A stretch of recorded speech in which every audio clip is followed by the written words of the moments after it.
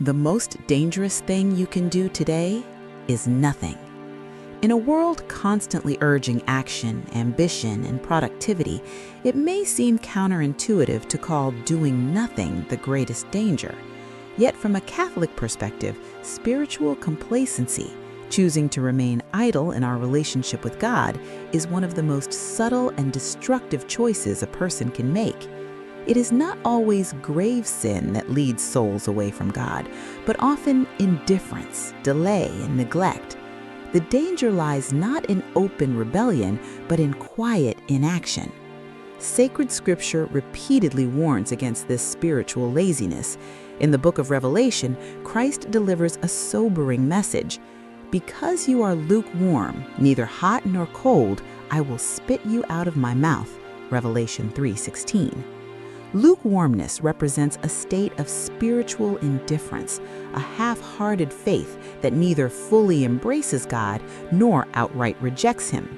It is dangerous precisely because it feels safe.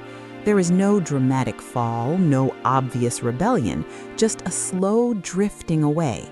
The Catechism of the Catholic Church identifies this condition as a form of sloth, not merely physical laziness, but spiritual apathy, CCC 2094. This sin, also known as acedia, leads to a neglect of prayer, avoidance of spiritual duties, and a resistance to the joy that comes from God. It whispers lies such as, "You can pray later," "You're already a good person," or "It's not that serious." Over time, these small delays accumulate into a hardened heart.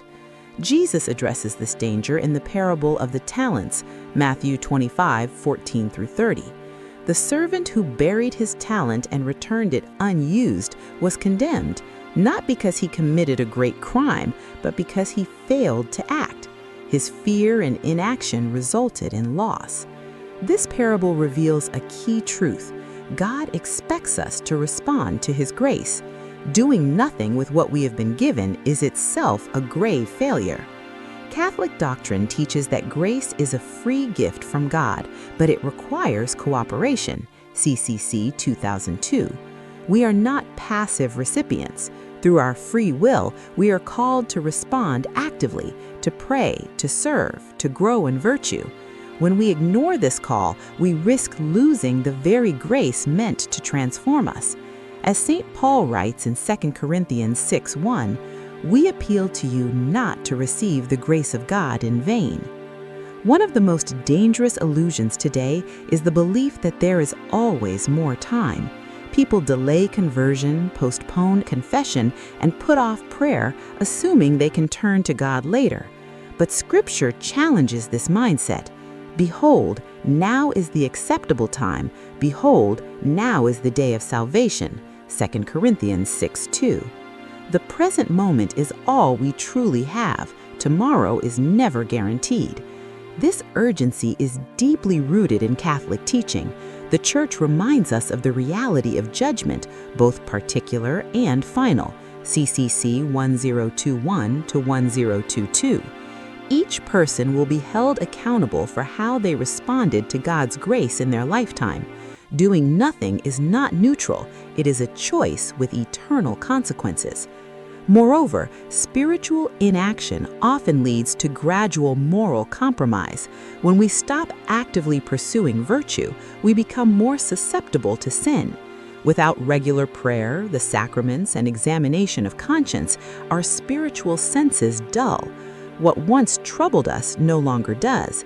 Conscience becomes silent, not because we are righteous, but because we have stopped listening. Jesus emphasizes vigilance in Matthew 26:41. "Watch and pray that you may not enter into temptation. The spirit indeed is willing, but the flesh is weak." Prayer is not optional. It is essential for spiritual survival. To neglect it is to leave ourselves defenseless. Similarly, the Eucharist is described as the source and summit of the Christian life, CCC 1324. To ignore such a gift is to deprive ourselves of the very strength we need. Another dimension of this danger is the failure to love actively. Catholic teaching is clear. faith must be lived out through works of charity, James 2:17. Doing nothing when we have the opportunity to help others is itself a sin of omission. Jesus makes this explicit in Matthew 25:45. Whatever you did not do for one of the least of these, you did not do for me. Love is not passive, it requires action. The saints understood this urgency. They did not wait for perfect conditions or convenient timing. They responded immediately to God's call, often in small, hidden ways. Their lives remind us that holiness is not achieved through grand gestures alone, but through daily fidelity. Every moment is an opportunity to choose God. Yet there is hope. No matter how long we have been spiritually inactive, God's mercy is always available. The sacrament of reconciliation offers a fresh start, a chance to break free from complacency and return to grace. God does not demand perfection, but He does ask for movement, for a willing heart that seeks Him. The most dangerous thing you can do today is to ignore this invitation, to scroll past it, to delay, to say later. Because every moment of inaction is a missed opportunity for grace. Every delay risks becoming a habit, and every habit shapes our eternal destiny. But the opposite is also true. The smallest step towards God can change everything. A single prayer, a sincere confession, an act of charity, these are not insignificant. They are powerful acts of resistance against spiritual complacency.